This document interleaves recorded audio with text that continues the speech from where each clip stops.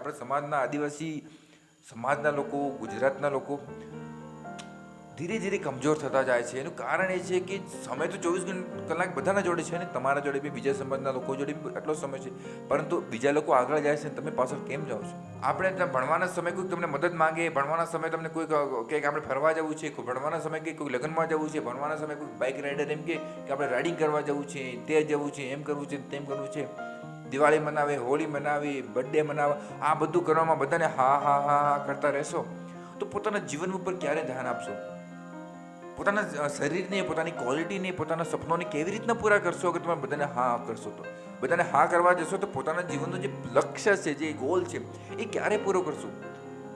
કહેવામાં આવે કે જીવનમાં આગળ વધવા માટે, એક્સ્ટ્રા ઓર્ડિનરી જીવનમાં કશુંક અચીવ કરવા માટે તમારે સૌથી પહેલાં બધી દુનિયાને ભૂલીને પોતાના જીવન ઉપર ફોકસ કરવું જોઈએ. દુનિયાને ગાયબ કરવી જોઈએ, મનથી, શરીરથી ખુદને ગાયબ કરી દેવો જોઈએ, પૂરી દુનિયાથી ડિસ્કનેક્ટ થઈ જવું જોઈએ. અને એક સમય એવો આવે કે આપણા શરીર ઉપર આપણને ધ્યાન આપવું જોઈએ, મનની ઉપર ધ્યાન આપવું જોઈએ. જ્યારે ખુદની ક્વોલિટી જ્યારે ઇમ્પ્રૂવ ના થાય ત્યાં સુધી તમે દુનિયાને કેવી રીતના મદદ કરી શકો છો?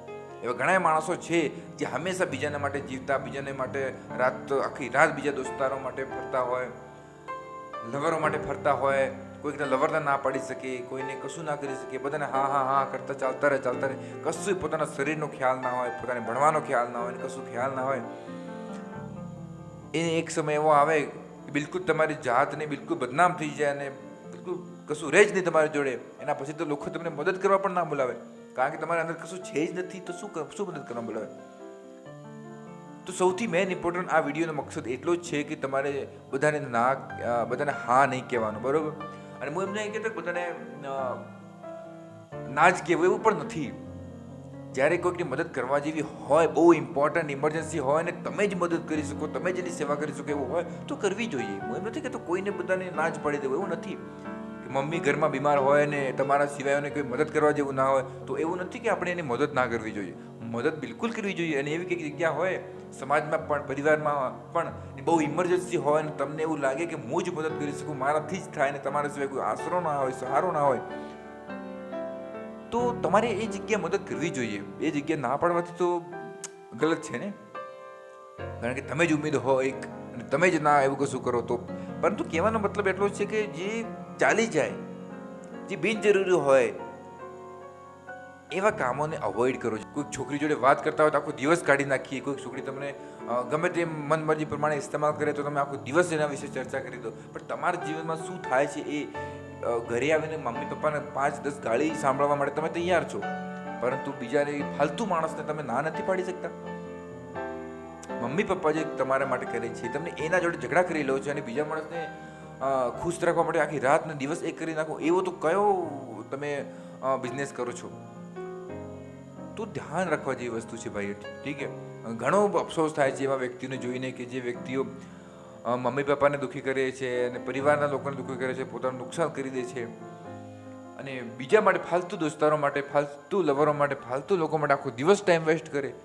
ત્યારે તો એમના દિમાગમાં કશું ખ્યાલ નથી આવતો ને જ્યારે કરવું હોય એ નથી કરતા, ના કરવું હોય તો કરીને પોતાનું પણ નુકસાન કરે, પરિવારનું પણ નુકસાન કરે, સમાજનું પણ નુકસાન કરે. હું વધારે દેશ દુનિયાથી કનેક્ટેડ નથી.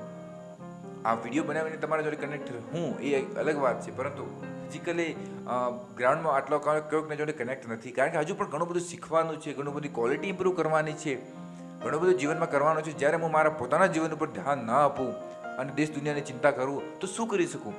આજે મને પણ થાય કે હું કોઈકની મદદ કરું, કોઈકની સેવા કરું, પણ મારી જોડે એટલા પૈસા નથી, મારા જોડે એટલી બધી ક્વોલિટી નથી કે હું બીજાની મદદ કરી શકું. તો મારો મકસદ એટલો છે કે સૌથી પહેલાં હું કમાવું પૈસા.